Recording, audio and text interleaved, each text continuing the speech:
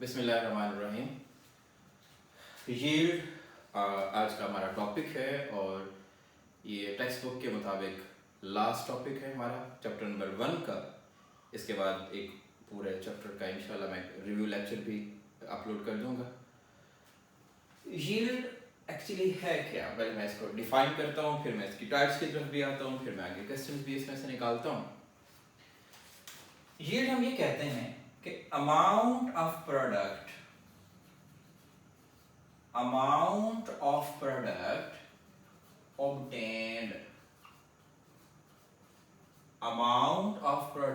obtained is called yield। Clear हो? देखिए, जैसा कि हम जब रिएक्शन करते हैं उस रिएक्शन में रिएक्टेंट्स हम लेते हैं, रिएक्टेंट्स कोई भी हमारे पास है, और उससे हम फॉर्मेशन किसकी कर रहे होते हैं? प्रोडक्ट्स। रिएक्टेंट्स को रिएक्ट करके हम प्रोडक्ट्स की फॉर्मेशन कर रहे होते हैं। ये मोस्टली हमारे जो रिएक्शंस हैं वैसे चल रहे होते हैं। सपोज मैं ये कहता हूं कि मेरे पास A प्लस B ये रिएक्टेंट्स हैं, C मेरे पास क्या है? प्रोडक्ट है। अब A और B रिएक्टेंट मैं जब यूज करूंगा तो मेरे पास एक प्रोडक्ट की अमाउंट तो हासिल होगी, 1 gram, 2 gram, 10 grams। That amount is called yield। So the amount of product obtained is called yield। इसके अगर हम टाइप्स की तरफ जाएं तो दो हिस्सों में हम इसको कैटेगराइज करते हैं। अगर हम इसकी टाइप्स की तरफ जाएं, एक हम कह रहे होते हैं कि हमारे पास होती है कैलकुलेटेड यील्ड हम उसे कह रहे होते हैं। दूसरा हम ये कह रहे होते हैं that is actual yield. Calculated yield and actual yield, ये दो तरह की यील्ड्स हम इसमें टाइप में लेते हैं। ये शॉर्ट क्वेश्चन भी आता है, what are the types of yields. Calculated yield is also termed as expected yield। Expected yield भी इसे हम कहते हैं। That is also known as theoretical yield। इसे हम theoretical yield भी कहते हैं, इसे हम expected yield भी कहते हैं। That is also termed as calculated yield। दूसरी जो actual yield है इसे हम एक्सपेरिमेंटल यील्ड भी कहते हैं। That is also termed as experimental yield। That is also known as practical yield। practical yield भी हम इसे कह रहे होते हैं, और हम experimental yield भी कह रहे होते हैं, और हम इसे actual yield भी कह रहे होते हैं। ये दो टर्म्स हैं। हम इनको डिफाइन कैसे करेंगे? That is the amount of product calculated through a balanced equation that is termed as theoretical yield, that is termed as calculated yield। Suppose मैंने 2 ग्राम A लिया, 3 ग्राम B लिया, तो मैं ये एक्सपेक्ट कर रहा हूं, मैं ये कैलकुलेट कर रहा हूं कि मेरी यील्ड क्या होगी? 5 ग्राम आएगी। ये मैंने प्रैक्टिकल नहीं किया, लैब में नहीं किया, मैं सिर्फ रिएक्टेंट्स को देके एक बैलेंस केमिकल इक्वेशन के तहत ये बता रहा हूं कि ये मेरे पास 5 ग्राम यील्ड आएगी। The amount of product calculated by using a balanced chemical equation that is called theoretical yield। ये हम सिर्फ theoretically suppose कर रहे हैं। दूसरे हमारे पास क्या है? actual yield है। ये कैसे होगी? हम जाएंगे लैब में जाके हम रिएक्टेंट्स लेंगे, रिएक्टेंट्स हम प्रोडक्ट की डेवलपमेंट करेंगे। तो अब इसे डिफाइन इस तरह से करते हैं, the amount of product obtained in a chemical reaction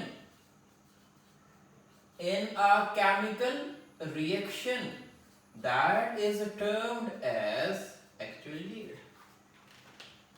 हम जब रिएक्शन जाके परफॉर्म करेंगे, प्रोडक्ट हासिल करेंगे, तो जब प्रोडक्ट हमारे पास ऑब्टेन हो जाएगा तो उस प्रोडक्ट को ऑब्टेन करने के बाद हम कहेंगे कि that is actual yield. Clear? दो तरह की हमारी यील्ड्स होगी, expected yield and actual yield. दूसरा शॉर्ट क्वेश्चन समटाइम यहां पे आता है। शॉर्ट क्वेश्चन ये आता है actual yield is less than theoretical yield, less than theoretical yield justify। कहता है कि एक्चुअल यील्ड हमेशा लेस देन थ्योरेटिकल यील्ड आ जाती है। क्यों? जैसा कि सपोज मैंने ए और बी को रिएक्टेंट को रिएक्ट कराया, उसकी थ्योरेटिकल यील्ड कितनी आ रही है? 5 ग्राम्स। लेकिन जब मैं प्रैक्टिकल करता हूँ लैब में जाके 2 ग्राम ए 3 ग्राम्स बी से मैं सी बनाता हूँ, वो मेरे पास 5 ग्राम्स नहीं आती। That should be less than 5 grams. क्यों? इसकी रीजन क्या है? ये हमें रीजंस देनी है कि एक्चुअली लेस क्यों हो जाती है। इसमें एक रीजन तो ये हो सकती है कि all the reactants are not totally converted into products।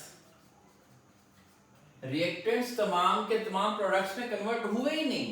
दूसरे लफ्जों में हम इसे ये भी कह सकते हैं कि रिएक्शन क्या है? इनकम्प्लीट रिएक्शन है। If reaction is incomplete, then actual yield should be less than theoretical yield. That is the first reason. दूसरी रीजन ये हो सकती है कि अगर हमारा रिएक्शन रिवर्सिबल हुआ, अगर रिवर्सिबल रिएक्शंस वहां पे होंगे तो उसकी एक्चुअल यील्ड क्या हो जाती है? लेस हो जाएगी। ये दूसरी रीजन हो सकती है। समटाइम ऐसा भी होता है हमारे पास साइड प्रोडक्ट्स की फॉर्मेशन हो जाती है। Side products are formed. ऐसा हमारा कोई कंपोनेंट बन जाता है जो हम डिजाइन ही नहीं कर रहे होते, जो हमारी डिजाइन ही नहीं होती, हमारी ख्वाहिश ही नहीं होती। So actual yield is less than the theoretical yield. ये रीजन भी इसमें हो सकती है। समटाइम ऐसा भी हो सकता है कि हम किसी भी प्यूरिफिकेशन टेक्निक में फंस जाते हैं।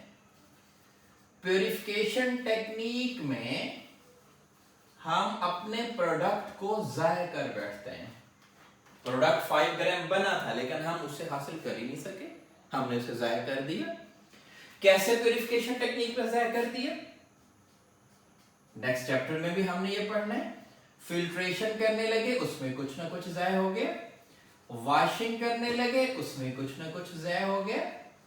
सब्लिमेशन करने लगे, उसमें कुछ ना कुछ ज़ाया हो गया। ठीक है। क्रिस्टलाइजेशन हम करने लगे, क्रिस्टलाइजेशन में ज़ाया हो सकता है। डिस्टिलेशन हम करने लगे तो डिस्टिलेशन में वो ज़ाया हो सकता है। ठीक है। ये मुख्तलिफ रीजंस हैं, ये हमारे मुख्तलिफ पॉइंट्स हैं। प्यूरिफिकेशन टेक्निक्स के थ्रू हम उसको ज़ाया कर बैठते हैं।